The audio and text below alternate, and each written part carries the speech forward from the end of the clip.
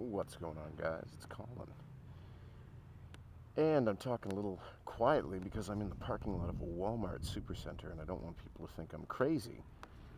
Although I suppose the parking lot of a Walmart supercenter is where one might expect this sort of thing. Anyway, I'm here because I was exchanging a couple of SodaStream canisters. Because I am a bit of a club soda addict these days. Maybe we'll talk about that in a later video. Because it's such an interesting topic and all. I freaking love cold club soda. Kind of helped me get off the beer, which was absolutely necessary if I wanted to achieve my goals of slimming down and having more energy to do all the things that I am doing in my regular life here. And yes, indeed, I have a cheap watch strapped to my handlebars, and that is because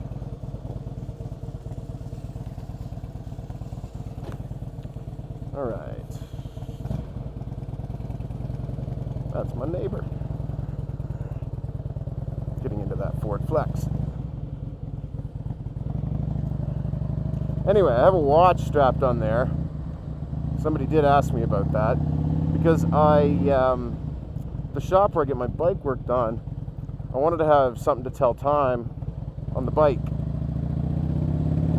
And an authentic Harley-Davidson clock that would mount there on the handlebars like $100 and some. I think that watch was like $11.99 or something, so that just seemed like a way better solution. Because for me, I don't care too much about the aesthetics of different things. It's all about the function, baby. Anyway, I do have a couple of cool things to talk about today. I am friggin' exhausted though. Band, Art of the Possible, we had a gig up the river. We're in New Brunswick, so up the river is up the St. John River. And we were up in Bristol, New Brunswick, which is adjacent to Florenceville. And yeah, it's about an hour and a half from here. Played at a room called AC Sharky's. And that's the second time we've played there. And that's the second time that it's been just one of the best shows we've played all year. Very cool crowd. The owners are great. Yeah, man, no complaints. I look forward to getting up there again. But like we played till, I'm not sure exactly what time in the morning. About 1 o'clock. And we left there, or maybe just before 1, and we tore down and left there around 1:30. So I got home right around 3 in the morning, and that got me to bed about 10 to 4 or so. Usually takes me a little bit to unwind when I get home from a gig, especially if I have to drive, and it was raining, and so yeah, I had to be on high alert. It's not going to be a scenic ride per se today because that was kind of my original plan, but we got storm clouds all around, and I know it's sunny on me right now. The sun is shining on me, but all around me there are storm clouds, so I'm not going to stray too far off the beaten path. Next nice day, I have some time. We're going to get out and find some nicer roads, a river to ride along, that sort of thing. But I don't have my rain gear with me. I don't have my windshield on my bike, so I don't want to get stuck in a rainstorm. That is no fun at all because, you know, your visibility is greatly reduced. It's not comfortable. I don't like doing it unless I really have to, so we're not going to. Oh, and that's just on the other side of the river there. It looks like it is pouring. Super. Anyway, it was a pretty cool week. Thursday night, we played another gig in Officer Square, downtown Fredericton. I'll post a photo of that, or a couple of photos, in this video right about now. And also, I managed to get myself a slot playing the Emerging Artists stage at the Larley Creek Hullabaloo up in Perth, Andover, New Brunswick. and you had to submit an application and a pitch and all that, which I did, and I got shortlisted. And then in order to seal the deal, it came down to a contest of seeing who could get how many likes on their photo in an album of the shortlisted artist on the festival page. So that's to say that I was quite a social media whore on Wednesday, Thursday, Friday, which is really not something I enjoy doing, if I'm totally honest. But I understand why festivals do that. You're going to dangle a carrot in front of some artists. I'm going to go. Sorry, bud. And, you know, they have to work for it. They have to, and in working for it, they raise awareness for the festival. You know, a bunch of people are going to the festival page. Everyone's just kind of trying to get their name out there nowadays. And luckily, a lot of my friends are artists or involved in the music business in some way. Not all of them, but I mean a large number. And so they understand that while I don't like asking for likes and shares and all that, it's a necessary part of the game. And thankfully, I have good friends and good supporters, and some of you here on this channel also helped me out because I posted a quick video, and I'm sorry about that. But you guys get it. And so you don't hate the player, and I really appreciate that. But that means that next Thursday I'm going to be playing at the Hullabaloo, and then Saturday we have a band gig, private party that we're playing. You know, one of my best friends and a guy who's helped me out a ton with music. You know, he's helping me book things. He's just getting me on the right stages. I'm very thankful for him. Anyway, it's his brother's birthday, and they throw a big party every year, so our band's going to play that. So that means 2 weeks in a row of 2 gigs, and I love it. Now, the gig we had Thursday night, we had to carry all of our own gear, and the same was true last night. So the place where we played, they do have a small house system. We brought our own gear and wound up using their speakers as our floor monitors. And it wound up working out really well. We had played there before and done something similar, but actually, why don't we go this way? I'm taking a bit of a roundabout way home, but I'm kind of dodging storm clouds. So hopefully I get home dry, where I can sit back and relax with a nice, refreshing glass of club soda. I was going to mow the lawn today. No joke, my last moto vlog, I was rolling out of my driveway saying that, oh, I got to mow my lawn soon. What was that, like a week or something ago?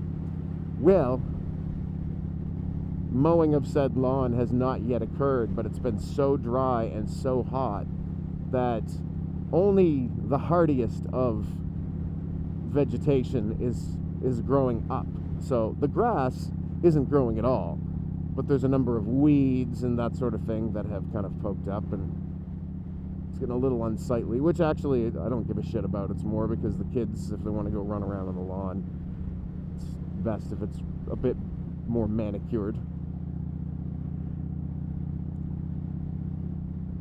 I'm sure in past moto vlogs we've come roundabout this way through scenic Marysville, New Brunswick.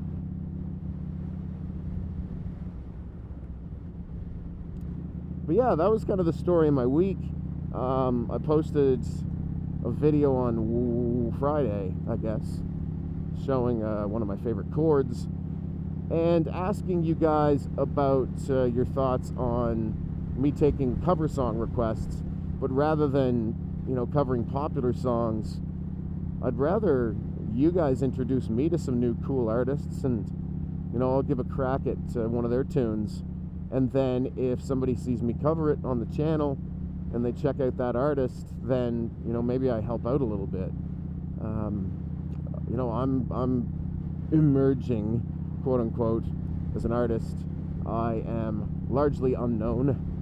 I actually have a larger reach locally here now than I do on YouTube, which is crazy when it comes to level of engagement. So I've got my work cut out for me here on the YouTubes.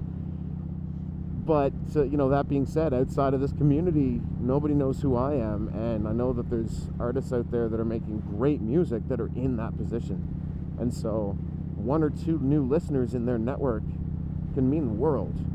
You just got to get the right person to get ears on what you're doing, and then that can help you out a ton. So I'd rather take that route than do covers of popular songs of artists that have kind of already made it, been discovered, and doing it for a living. So if you have any favorite local indie artists, or just indie artists in general that maybe are struggling to pay the bills, or one purchase of their album might help them put a tank of gas in their car, then those are the kind of songs that I want to hear about, and those are the artists I want to learn about, and that's the material I want to cover. So I already talked about it in my last video, and I'm droning on about it again, so I'm going to stop. Really, it was just to say thanks to you guys on the channel that went to that Facebook album and liked my photo. And so, okay, here's the story. Here's ultimately what happened. About Thursday sometime, maybe late Thursday, another artist had pulled ahead of me. And I actually had the early lead, and I was feeling really good. And at that point, I think, we were looking at like 150 likes. And overnight, another artist had engaged the help of his friends and family, and he had pulled into the lead by like 20 or 30 likes. Votes. We'll call them votes, because I'm sick of saying likes. And yeah, so I shared it a few more times. He stayed ahead of me until Friday, and then I caught up to him and passed him. And it was back and forth like crazy all day. And we both upped our game and just begged and pleaded for people to like the photos and share the album and all that. And by the end of it, about 10 o'clock at night on Friday, voting was set to close at midnight. The organizers of the festival basically reached out, and I will paraphrase for entertainment purposes, but they basically said, "Holy shit, you guys." We were expecting people to kind of share the thing and raise awareness of the festival and whatnot, but you guys just took it to the next level. And I don't know where it stood at the very end, but when they reached out, we were virtually tied. Like, I was a couple of votes ahead, and they're like, "We're going to give you both a spot if you both agree." And I said, "Yeah, absolutely. That's perfect. That's the best possible outcome here." And he agreed. His name's Corey Jellison, by the way. I'll put a link to his music Facebook page. Go show that man some love, because he was a gentleman and a scholar and a good sport. And what he did say is that I'd like to kind of see how this plays out, just for the fun of it. And I was like, "Yeah, man, sure." So in the last 2 hours, I don't know what button he pushed, but he wound up smoking me by 20 votes in that last 2 hours. So had it gone to the finish line, he would have won. So it was a class act on his part to do what he did, to agree to that. I wish him all the best. I look forward to meeting him up at the festival and shaking his hand. Okay, now we're heading into the teeth of it.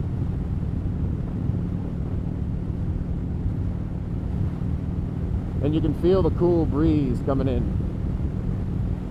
So yeah, we need a thunderstorm. It's been a heat wave, which for here is whenever it stays above 30 degrees Celsius for a long time, and it's very humid. That's hot for us.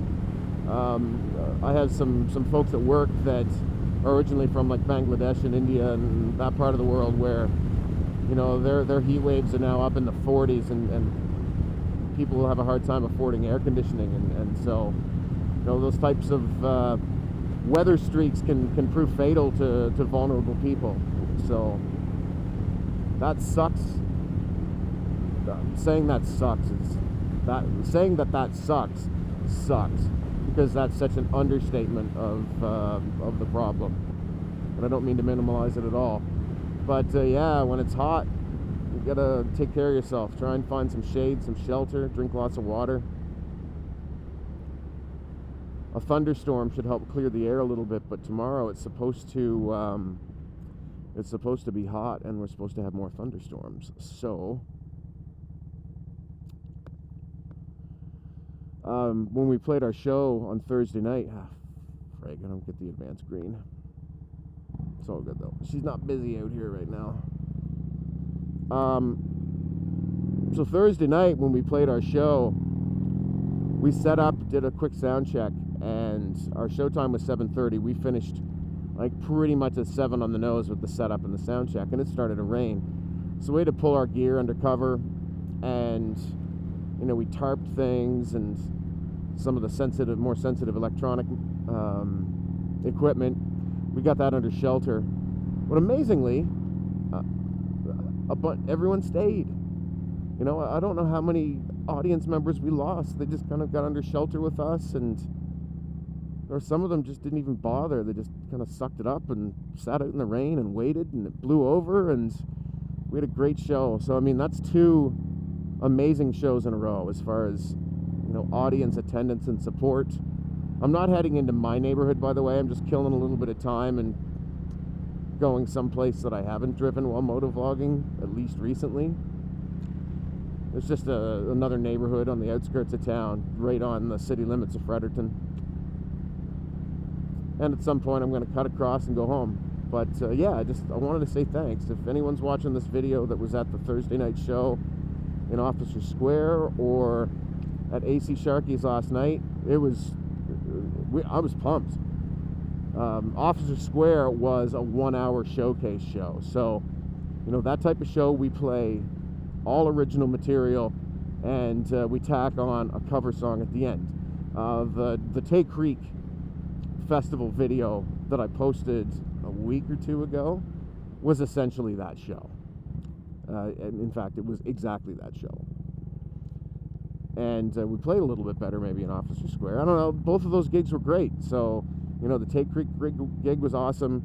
The Officer Square was awesome. And then last night was a 3-set ordeal. And ordeal gives it a negative connotation. It wasn't negative at all. It was awesome. People would get up dancing to the covers, dancing to our original material. I do want to put a plea out there, though, to people who go to these types of shows.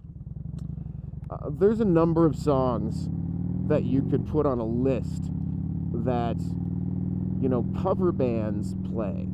And they kind of have to play if they're going out to, you know, if they're going to get hired. And, you know, songs like Mustang Sally, which is the one we were asked for last night. And Brown Eyed Girl, The Weight by the band, Take It Easy by the Eagles. I'm trying to think if there's others. Wagon Wheel's a big one. If a band plays for 3 hours and they're playing a lot of their own material, and obviously have taken the time to like rearrange and carefully handpick the covers that they put in their set so that it kind of fits the aesthetic of the band, don't go up afterwards and ask them to play Wagon Wheel or Mustang Sally or something like that.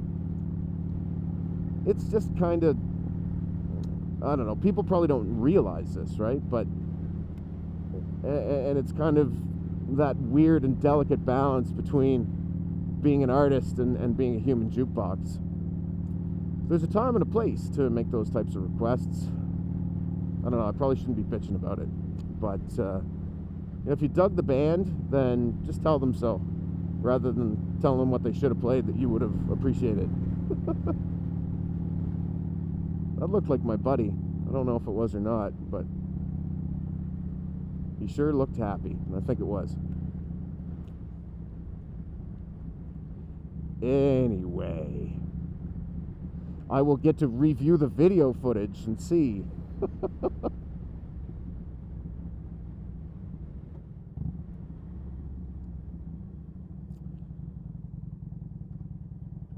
I'm still trying to master the art of talking while driving a motorcycle carefully and safely.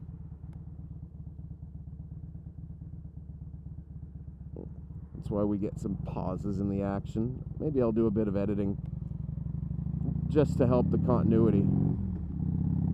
But that being said, and that but was probably too loud. It was loud in my ears, so it's going to be loud in the mic. Hopefully the audio turns out well on this one again. I'm super happy with how the first one turned out this year. And I'm now on the way home. And you've seen this road, and you know that this road is terrible. So I'm going to now shift my attention to the delicate art of dodging potholes. I hope you guys are having a great weekend, or had a great weekend. I'm filming this on Sunday, and I will upload it on Monday, if it works out. And it's a holiday Monday here. Oh, don't die, buddy. Oh, squirrel. Chipmunk. Anyway, I also know that it's kind of dumb to swerve for that, but I felt that there was no danger. I might as well not squish the bastard and get guts all over my legs. You know what I'm saying. Anyway, guys, I hope you had a great weekend. If it's a long weekend, then I hope you have a great holiday Monday. And we will talk on Wednesday. Cheers.